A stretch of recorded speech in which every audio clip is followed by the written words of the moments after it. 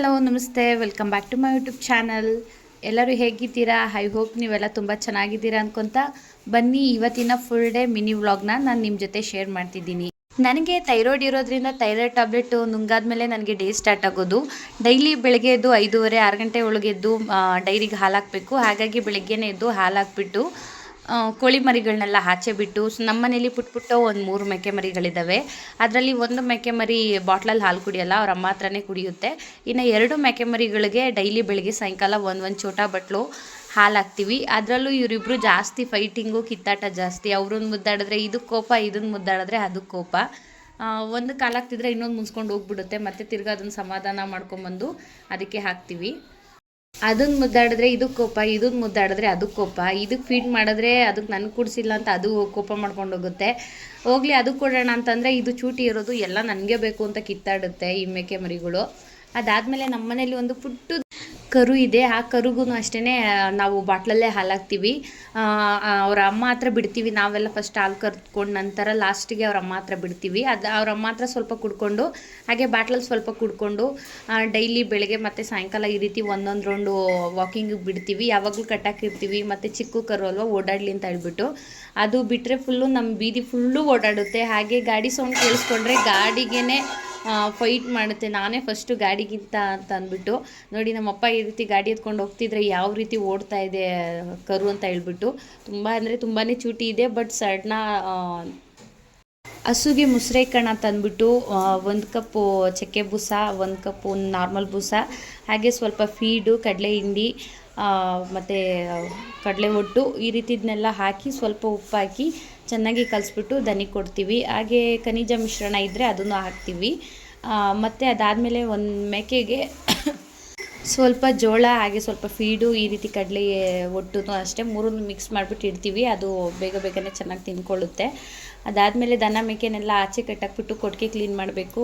ಬೇಗ ಎಲ್ಲ ಕಸ ಎತ್ಬಿಟ್ಟು ಒಂದು ರೌಂಡು ನೀರು ಬರ್ತಾ ಇರುತ್ತೆ. ಯಾವಾಗ್ಲೂ ನೀಟಾಗಿ ನೀರು ಬಿಟ್ಟರೆ ಎಲ್ಲ ಕ್ಲೀನ್ ಆಗುತ್ತೆ.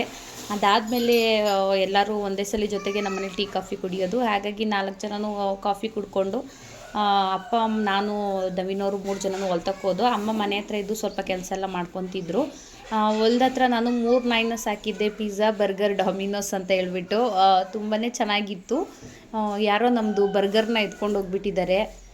ಅದಕ್ಕೆ ಇವಾಗ ಬರೀ ಪಿಜ್ಜಾ ಬರ್ಗರ್ 2 ಇರೋದು. ಆದರೂ 2 ತುಂಬಾ ಚೂಟಿ ಇದ್ದಾವೆ. ಯಾರನ್ನೂ ಹೊಲ್ದಾಗ ಸೇರಿಸಲ್ಲ, ಅಷ್ಟು ಚೂಟಿಯಾಗಿ ಬೊಗಳ್ಕೊಂಡು ಅಲ್ಲೇ ಇರ್ತವೆ. ಡೈಲಿ ಬೆಳಗ್ಗೆ ಸಾಯಂಕಾಲ ಹೋದಾಗ ಅಲ್ಲೇ ತಗೊಂಡೋಗಿ ಊಟ ಹಾಕ್ಬಿಟ್ಟು ಬರ್ತೀವಿ. ಹಾಗೆ ಸ್ವಲ್ಪ ಕೊತ್ತಂಬರಿ ಸೊಪ್ಪುಗಳನ್ನೆಲ್ಲ ಹಾಕಿದ್ದು ಹೊಲದಲ್ಲಿ. ಸ್ವಲ್ಪ ಎಲ್ಲ ಬಿಸಿಲಿಗೆ ಜಾಸ್ತಿ ಎಷ್ಟೇ ನೀರು ಕಟ್ಟಿದ್ರೂ ಒಣಗೋಗ್ಬಿಟ್ಟಿತ್ತು. ಅದರಲ್ಲಿ ಸ್ವಲ್ಪ ಕೊತ್ತಂಬರಿ ಇತ್ತು ಅಂತಂದ್ಬಿಟ್ಟು ಮಾರ್ಕೆಟ್ಗೆ ಹಾಕಿ ಬರೋಣ ಅಂದ್ಬಿಟ್ಟು ನಾನು ನವೀನವ್ರು ಹೋಗಿ ಹಾಕ್ಬಿಟ್ಟು ಮತ್ತೆ ಮೇಕೆಗೆ ಒಂದು ಸ್ವಲ್ಪ ಸೊಪ್ಪು, ಮೇಕೆ ಮರಿಗಳಿಗೆ ಒಂದು ಸ್ವಲ್ಪ ಸೊಪ್ಪನ್ನ ಕಿತ್ಕೊಂಡು ಮನೆ ಹತ್ರಕ್ಕೆ ಬಂದು ಅಷ್ಟರಲ್ಲಿ ಅಮ್ಮ ಮನೆ ಹತ್ರ ಎಲ್ಲ ನೀಟಾಗಿ ಕೊಟ್ಟಿಗೆ, ದನ, ಮೇಕೆ ಎಲ್ಲ ನೀಟಾಗೆಲ್ಲ ಅಲ್ಲೆಲ್ಲ ತೊಳೆದು ಕ್ಲೀನ್ ಮಾಡಿ ಇಟ್ಟಿದ್ರು.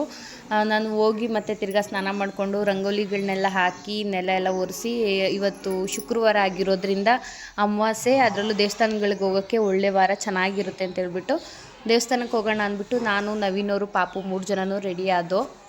ನಮ್ಮ ಹತ್ರದಲ್ಲಿರೋ ಅಂಥ ದೇವಸ್ಥಾನ ಚಿಕ್ಕಣ್ಣ ಸ್ವಾಮಿ ದೇವಸ್ಥಾನಕ್ಕೆ ಹೋಗೋಣ ಅಂತ ಹೇಳ್ಬಿಟ್ಟು 3 ಜನನೂ ರೆಡಿಯಾಗಿ ಮನೇಲೆಲ್ಲ ಪೂಜೆ ಎಲ್ಲ ಮಾಡಿ ಹೊರಟ್ವಿ. ಹಾಗೆ ಇನ್ನೊಂದು ವಿಶೇಷತೆ ಏನಪ್ಪ ಅಂತಂದರೆ ನಮ್ಮ ಹೊಲದಲ್ಲಿ ಹಾಕಿರುವಂಥದ್ದು ಒಂದೇ ಒಂದು ಪಪ್ಪಾಯ ಹಣ್ಣಾಗಿತ್ತು. ಹಾಗೆ ಪೂಜೆ ಮಾಡ್ತಿದ್ನಲ್ಲ, ಹಾಗೆ ಫಸ್ಟ್ ಹಣ್ಣು ತುಂಬ ಚೆನ್ನಾಗಿರಲಿ, ಸ್ವೀಟಾಗಿರಲಿ ಅಂತ ಹೇಳ್ಬಿಟ್ಟು ಖುಷಿಯಿಂದ ಪೂಜೆ ಮಾಡಿದ್ರು.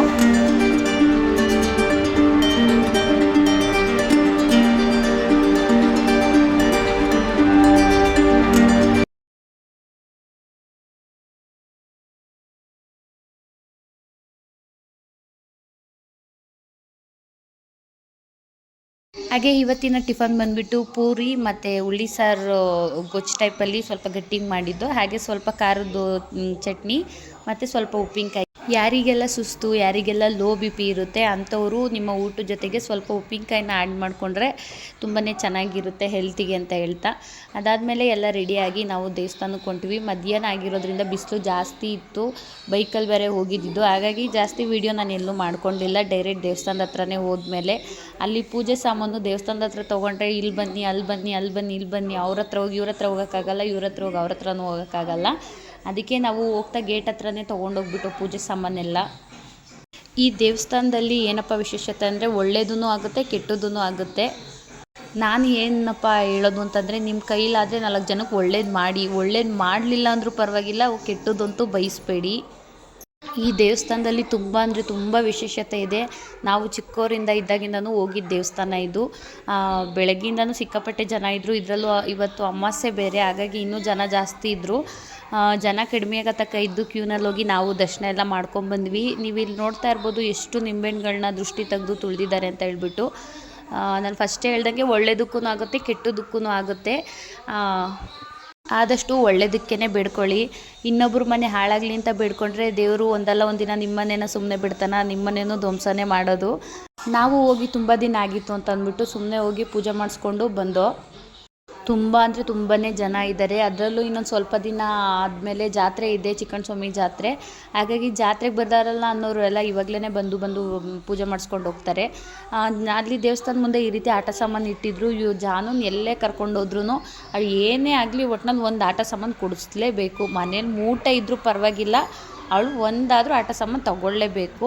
ಇರೋ ಆಟ ಸಾಮಾನು ಅಲ್ವಾ ಅಂತ ನಾನು ಬೇರೆ ಯಾವುದಾದ್ರೂ ಹುಡ್ಕೋಣ ಅನ್ನೋಕ್ಕೂ ನನಗೆ ಆಪ್ಷನ್ನೇ ಕೊಡ್ತಾಯಿಲ್ಲ ಅವಳು ಇದೇ ಬೇಕು ಅಂತ ಅಂದ್ಬಿಟ್ಟು ಸ್ಲೇಟಿಂದು ತೊಗೊಂಡ್ಲು. ಸ್ಲೇಟಿಂದು ಬಿಡು ಬರೆಯೋಕ್ಕಾಗುತ್ತೆ, ಚೆನ್ನಾಗಿರುತ್ತೆ ಅಂದ್ಬಿಟ್ಟು ನಾವು ತೊಗೊಂಡು ಹೋದೋ. ನಾವಲ್ಲಿ ಊಟ ಮಾಡೋ ಜಾಗದ ಹತ್ರ ಕೂತ್ಕೊಂಡು ಅದನ್ನೆಲ್ಲ ತೆಗೆದ್ಬಿಟ್ಟು ನೀಟಾಗಿ ನೋಡ್ದೋ. ಊಟ ಮಾಡೋ ಪ್ಲೇಸಲ್ಲಿ ಫ್ರೀ ಇತ್ತಲ್ಲ ಅಂದ್ಬಿಟ್ಟು ಅಲ್ಲೇ ಅವಳು ಕ್ಯೂರಿಯಾಸಿಟಿ ಜಾಸ್ತಿಯಾಗಿ ಬರಿತೀನಿ ಅಂತ ಎಲ್ಲ ಬಿಚ್ಕೊಟ್ಟು.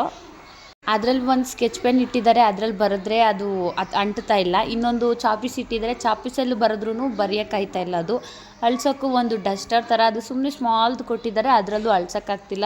ಸುಮ್ಮನೆ ವೇಸ್ಟು ದುಡ್ಡು ಅಂತ ಹೇಳಿಬಿಟ್ಟು ಮತ್ತೆ ಊಟ ಎಲ್ಲ ಆದಮೇಲೆ ಬಂದು ಅವ್ರ ಹತ್ರ ಎಕ್ಸ್ಚೇಂಜ್ ಮಾಡಿಸ್ಕೊಂಬಂದು ಓಪನ್ನೇ ಮಾಡಿಲ್ಲ ಅನ್ನೋ ರೀತಿ ಮತ್ತೆ ಪ್ಯಾಕ್ ಮಾಡಿಬಿಟ್ಟು ತೊಗೊಂಬಂದು ಕೊಟ್ಟು. ಇಲ್ಲಿ ನೀವು ನೋಡ್ತಾ ಇರ್ಬೋದು ಛತ್ರ ಕಟ್ಟಿದ್ರು, ಅಲ್ಲೇ ಎಲ್ಲ ಮದುವೆ ಫಂಕ್ಷನ್ಗೆಲ್ಲ ದೊಡ್ಡ ಪಾರ್ಟಿ ಹಾಲ್ ಥರ. ಬಟ್ ಆದರೆ ಇವಾಗ ಕನ್ಸ್ಟ್ರಕ್ಷನ್ ಎಲ್ಲ ನಿಲ್ಲಿಸ್ಬಿಟ್ಟಿದ್ದಾರೆ. ಪಕ್ಕದಲ್ಲಿ ಊಟಕ್ಕೆ ಅನ್ನದಾಸೋಹ ಭವನಕ್ಕೆಲ್ಲ ಕೊಟ್ಟಿದ್ರು. ಊಟ ಎಲ್ಲ ಮಾಡಿಕೊಂಡು ಚೆನ್ನಾಗಿ ದರ್ಶನ ಎಲ್ಲ ಮಾಡಿಕೊಂಡು ಮತ್ತು ಬಿಸಿಲು ಜಾಸ್ತಿ ಆಗೋದ್ರಿಂದ ಬಂದುಬಿಟ್ಟು ಬೇಗ ಮನೆಗೆ. ತಂದಿದ್ವಲ್ಲ ಆಟ ಸಾಮಾನು ಅಡುಗೆ ಮಾಡಿಕೊಂಡು ಅವಳಿಗೆ ತುಳಸಿ ಸೊಪ್ಪು ಅಂದರೆ ತುಂಬಾ ಇಷ್ಟ. ನಮ್ಮ ಮನೆ ಮುಂದೆ ಇರೋ ತುಳಸಿ ಸೊಪ್ಪನ್ನಂತೂ ಕಿತ್ಕೊಂಡು ತಿಂದು ಕಡ್ಡಿ ಮಾಡಾಕ್ಬಿಟ್ಟಿದ್ದಾಳೆ. ಆದ್ರೂ ಹೋಗಿ ಅದೆಲ್ಲ ಹುಡ್ಕೊಂಬಂದು ತುಳಸಿ ಸೊಪ್ಪನ್ನ ಕಿತ್ಕೊಂಬಂದ್ಬಿಟ್ಟು ನೀಟಾಗಿ ತೊಳೆದು ಅಡುಗೆ ಮಾಡಿಕೊಂಡು ಅವಳು ತಿಂತಾಯಿದ್ದಾಳೆ. ಅದಾದಮೇಲೆ ನಮ್ಮ ಮನೇಲಿ ಮೇಕೆ ಮರಿಗಳು ನಾನು ಫಸ್ಟೇ ಹೇಳಿದ್ನಲ್ಲ, ಕಟ್ಟಾಕಲ್ಲ ನಾವು, ಚಿಕ್ಕ ಮರಿಗಳಂತ ಬಿಟ್ಬಿಡ್ತೀವಿ. ಮನೆ ಒಳಗೆಲ್ಲ ಓಡಾಡಿಕೊಂಡು ಜಾನ ಜೊತೆಗೆ ಆಟಾಡ್ಕೊಂಡಿರ್ತವೆ. ಒಂದೊಂದು ಮುದ್ದಾಡ್ತಿದ್ರೆ ಇನ್ನೊಂದು ಬಂದು ನೋಡ್ಕೊಂಡು ಹೋಗ್ತಾಯಿತ್ತೆ ನನ್ನನ್ನು ಮುದ್ದಾಡ್ತಿಲ್ಲ ಅಂತ ಅಂದ್ಬಿಟ್ಟು. ಮನುಷ್ಯರಿಗಿಂತ ಮೂಕ ಪ್ರಾಣಿನೇ ಮೇಲು. ಎಷ್ಟು ಮುದ್ದಾಡಿದ್ರೂ ಅಷ್ಟೇ ಕೃತಜ್ಞತೆ ಆಗಿರ್ತವೆ ಪ್ರಾಣಿಗಳು ಮಾತ್ರ. ನಾವಂತೂ ಈ ನಡುವೆ ಜಾಸ್ತಿ ಮುದ್ದಾಡಲ್ಲ. ಮೇಕೆ ಮರಿಗಳನ್ನ ಜಾಸ್ತಿ ಮುದ್ದಾಡೋದ್ರಿಂದ ಏನೇನು ಎಫೆಕ್ಟ್ ಆಯಿತು ಅಂತಲೂ ಗೊತ್ತಾಯಿತು. ಹಾಗಾಗಿ ಮೇಕೆ ಮರಿಗಳನ್ನ ಜಾಸ್ತಿ ಮುದ್ದಾಡಲ್ಲ. ಇವು ಪುಟ್ಟ ಮೇಕೆ ಮರಿಗಳಂತ ಅಂದ್ಬಿಟ್ಟು ಏನೋ ಪಾಪು ಇಷ್ಟಪಡ್ತಾಳೆ ಅಂತ ಅಂದ್ಬಿಟ್ಟು ನಾನು ಸುಮ್ಮನೆ ಒಂದು ವೀಡಿಯೋ ಮಾಡ್ಕೊತಾ ಇದ್ದೆ. ಅವಳಿಗಂತೂ ಮೇಕೆ ಮರಿಗಳೆಲ್ಲ ಆಟ ಸಾಮಾನು ಥರ ಆಗೋಗ್ಬಿಟ್ಟೈತೆ. ಅವಳು ಬಾಯಿಗೆಲ್ಲ ಕೈ ಇಕ್ಕಿ ಕಣ್ಣಿಗೆಲ್ಲ ಕೈ ಇಕ್ಕಿ ಎಕ್ಸಾಮಿನೇಷನ್ನೇ ಮಾಡೋಕ್ಕೆ ಬಿಡ್ತಾಳೆ. ಅದಾದಮೇಲೆ ನೀವು ನೋಡ್ತಾ ಇರ್ಬೋದು ಅವಳದು ಒಂದು ಮೂಟೆ ಆಟ ಸಾಮಾನು ಐತೆ. ಅಷ್ಟು ಆಟ ಸಾಮಾನು ಇದ್ದರೂ ಇನ್ನೂ ಸಾಲದು. ಇವಾಗ್ಲೂ ಈ ಸಣ್ಣ ಪುಟ್ಟವೆಲ್ಲ ಕುಡಿಸ್ಕೊಂಬಂದಿದ್ದಾಳೆ.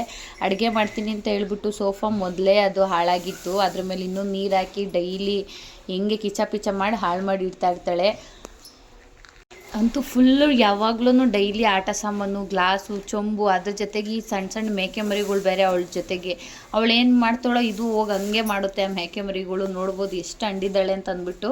ಇದು ಇವತ್ತು ತಂದಿರೋ ಆಟ ಸಾಮಾನು ಅಷ್ಟೇ. ಇನ್ನೂ ಅವಳದೊಂದು ಮೂಟೆ ಐತೆ ಒಳಗಡೆ ಆಟ ಸಾಮಾನುಗಳು. ಆ ಚೇರ್ ಮೇಲೆ ಗೊಂಬೆ ಕುಂಡಿಸ್ಬಿಟ್ಟು ವಾಕರ್ಗಳ ಮೇಲೆ ಇನ್ನೂ ಒಂದು 4-5 ಗೊಂಬೆಗಳಿದ್ದಾವೆ. ಅದು ಎಲ್ಲೆಲ್ಲಿ ಇಟ್ಟಿದ್ದಾಳೋ ಗೊತ್ತಿಲ್ಲ. ಹೊಲ್ದ ಹತ್ರನೂ ಒಂದು 2 ಗೊಂಬೆ ಇಟ್ಟಿದ್ದಾಳೆ. ಅದನ್ನು ನಾಯಿಗಳು ಎತ್ಕೊಂಡು ಕಿತ್ತಾಡಿ ಇಕ್ತವೆ. ಅವಳು ಈ ನಡುವೆ ಬಿಸಿಲು ಜಾಸ್ತಿ ಅಂತ ಅಂದ್ಬಿಟ್ಟು ನಾವೇ ಆಚೆಗಡೆ ಆಟಾಡೋಕ್ಕೆಲ್ಲೂ ಕಳಿಸಲ್ಲ. ಒಳಗಡೆನೇ ಮೇಕೆ ಮರಿಗಳು, ಇವು ಸೈಕಲ್ಗಳು, ಗೊಂಬೆಗಳು, ಬಹಾಲು ಇದರಲ್ಲೇ ಆಟಾಡ್ಕೊಂಡಿರ್ತಾಳೆ ಪಾಪ. ಮತ್ತು ತಿರ್ಗಿ 6 ಗಂಟೆ ಆದಮೇಲೆ ನಾವು ಆಚೆಗಡೆ ಕರ್ಕೊಂಡೋಗಿ ಆಟಾಡಿಸ್ಕೊಂಡು ಒಂದು ರೌಂಡು ಇಲ್ಲ ಅಂಗಡಿಗೆಲ್ಲಾದರೂ ಕರ್ಕೊಂಡು ಬರ್ತೀವಿ. ಮತ್ತು ಅವಳು ಇವತ್ತು ಆಟ ಸಾಮಾನು ತೊಗೊಂಬಂದ್ಲು. ಅದರಲ್ಲಿ 500 ರೂಪಾಯಿ ಕಾಸಿತ್ತು. ಅದನ್ನು ಹುಷಾರಾಗಿ ಮಡಿಕೊಂಡಿದ್ಲು. ಅಮ್ಮ ನಾನು ಅದರಲ್ಲಿ ಏನಾದ್ರು ತೊಗೊತೀನಿ ಅಂತ ಹೇಳ್ಬಿಟ್ಟು. ಹೆಂಗೆ ಮುಖ ತೊಳ್ಕೊತೀಯ?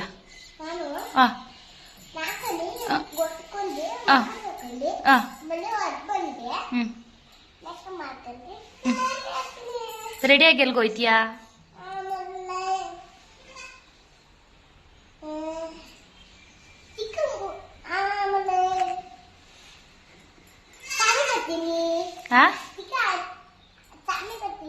ಚಾಮಿಗೆ ಹೋಯ್ತೀಯಾ? ಸರಿ ಹೋಗಿ ಮುಖ ತೊಳ್ಕೋಗು. ಅದನ್ನು ಕರ್ಕೊಂಡೋಗಿ ಆಚೆ ಹಂಗೆ ನಿನ್ನ ಫ್ರೆಂಡ್ನ. ಹೋಗಾಚೆ ಹೋಗು ಹೋಗು, ಆಮೇಲೆ ಹಾಕ್ತೀನಿ. ಮತ್ತು ತಿರ್ಗಾ ರಾತ್ರಿನೂ ಪೂಜೆ ಮಾಡಬೇಕಿತ್ತಲ್ಲ, ಬೆಳಿಗ್ಗೆ ಅಂಟಿಸಿದ ದೀಪನೂ ಹಾಗೆ ಇತ್ತು. ಹಾಗೆ ಒಂದು ಸ್ವಲ್ಪ ಕಡ್ಡಿ ಎಲ್ಲ ಅಂಟಿಸ್ಬಿಟ್ಟು ಹಾಗೆ ಧರ್ಮಸ್ಥಳಕ್ಕೆ ಹೋಗಿ ಪ್ರಸಾದ ಎಲ್ಲ ಇತ್ತು. ಎಲ್ಲರಿಗೂ ಮೊನ್ನೆನೇ ಹಂಚಿದ್ದು, ತಾತ ಬಂದಿರಲಿಲ್ಲ, ಹಾಗಾಗಿ ತಾತಾಗೆಲ್ಲ ಸ್ವಲ್ಪ ಕೊಟ್ಟು. ನೀವು ನೋಡ್ತಾ ಇರ್ಬೋದು ಇವಾಗ ಮನೆ ಎಷ್ಟು ನೀಟಾಗಿದೆ ಅಂತ ಹೇಳ್ಬಿಟ್ಟು. ಮನೆ ಇಷ್ಟು ನೀಟಾಗಿರಬೇಕು ಅಂತಂದರೆ ಈ ರೀತಿ ತೀಟೆ ಮನೆ ಹಂಡಿ ಎಲ್ಲ ಗಲೀಜು ಮಾಡೋರನ್ನ ಇವ್ರಿಗೊಂದು ಫೋನ್ ಕೊಟ್ಟು ಕುಂಡಿಸ್ಬೇಕು, ಇಲ್ಲಾಂದರೆ ಸೈಲೆಂಟಾಗಿ ಆಚೆ ಕಳಿಸ್ಬಿಡ್ಬೇಕು. ಎಷ್ಟು ನೀಟಾಗಿದೆ ಇವಾಗ ಮನೆ. ಆದರೂ ಗೋಡೆ ಮೇಲೆಲ್ಲ ಪೆನ್ಸಿಲು ಕ್ರಯನ್ಸ್ ಎಲ್ಲ ತೊಗೊಂಡು ಪೇಂಟ್ ಮಾಡಿ ಇಟ್ಬಿಡ್ತಾರೆ ಗೋಡೆಗೆ. ಗೀಚೋದು ಅಳಿಸೋದು ಜಾಸ್ತಿ ಅಂದರೆ ಜಾಸ್ತಿ ತೀಟೆ ಕಳ್ಬಿಟ್ಟಿದ್ದಾಳೆ. ಈ ನಡುವೆ ಇಲ್ಲಿ ಒಬ್ಬಳೇ ಆಟ ಆಡ್ಕೊಂಡಿದ್ದು. ಅದಾದಮೇಲೆ ನೈಟ್ಗೆ ಏನಾದರೂ ಅಡುಗೆ ಮಾಡಬೇಕಲ್ಲ, ಹಾಗಾಗಿ ನಮ್ಮ ಕಡೆ ಹಳ್ಳಿಗಳ ಕಡೆ ನಾವು ಯಾವ ಸ್ನ್ಯಾಕ್ಸು ಆ ಥರ ಏನೂ ಇಷ್ಟಪಡಲ್ಲ. ಯಾವಾಗಲೂ ಮುದ್ದೆ ಜೊತೆಗೆ ಏನಿದ್ರೂ ಸರಿಯೇ ನಮ್ಮ ಮನೇಲಿ ಎಲ್ಲರೂ ತಿನ್ಕೊತೀವಿ. ಮುದ್ದೆ ಜೊತೆಗೆ ನಾನಿಲ್ಲಿ ಕಾಯಿ ಚಟ್ನಿ ಮಾಡಿಬಿಟ್ಟು ಸ್ವಲ್ಪ ಹಪ್ಳನ ಕರೆದಿಟ್ಟೆ. ಇವತ್ತು ಸ್ವಲ್ಪ ಕೆಲಸಗಳು ಮಾಡಿಕೊಂಡು ಮೇಕೆ ಮರಿಗಳಿಗೆ ಹಾಲು ಹಾಕಿದ್ದು ಲೇಟ್ ಆಗೋಯ್ತು. ಪಾಪ ಡೈಲಿ ಹಾಲು ಕರೆದು ಹಿಂದೆನೇ ಫ್ರೆಶ್ ಹಾಲು, ನೊರೆ ಹಾಲನ್ನ ಹಾಕ್ತಿದ್ದು. ಬಿಸಿ ಬಿಸಿ ಚೆನ್ನಾಗಿರುತ್ತೆ ಹಾಲು, ಅವಾಗ ಫ್ರೆಶ್ಶಾಗಿ ಕರೆದಿರೋದು, ಹಂಗೆ ಕುಡ್ಕೊಂಬಿಡ್ತವೆ. ಮತ್ತು ಇಷ್ಟೊತ್ತಲ್ಲಿ ಹಾಕಿದ್ರೆ ಫುಲ್ಲು ತಣ್ಣಗಾಗೋಗ್ಬಿಟ್ಟಿರುತ್ತೆ ಪಾಪ. ಆದರೂ ಹೊಟ್ಟೆ ಹಸ್ತಿತ್ತು, ಕುಡ್ಕೊಂಬಿಡ್ತು ಮೇಕೆಗಳು. ನೀವು ನೋಡ್ತಾ ಇರ್ಬೋದು ಹಳ್ಳಿಗಳ ಕಡೆ ಇಷ್ಟೇ ಊಟ, ಇನ್ನೇನು ಇದು ಜಾಸ್ತಿ ಮುದ್ದೆ ತಿಂದ್ರೂ ಅನ್ನನೂ ತಿನ್ನಲ್ಲ, ಇಷ್ಟೇ ಊಟ. ಇವತ್ತಿನ ವಿಡಿಯೋ ನಿಮಗೆಲ್ಲ ಇಷ್ಟ ಆದರೆ ವಿಡಿಯೋಗೆ ಒಂದು ಲೈಕ್ ಮಾಡಿ, ಶೇರ್ ಮಾಡಿ, ಕಮೆಂಟ್ ಮಾಡಿ. ಹಾಗೆ ಇದೇ ಥರ ವಿಡಿಯೋದಲ್ಲಿ ನೆಕ್ಸ್ಟ್ ಸಿಗ್ತೀನಿ. Thanks for watching video. Bye.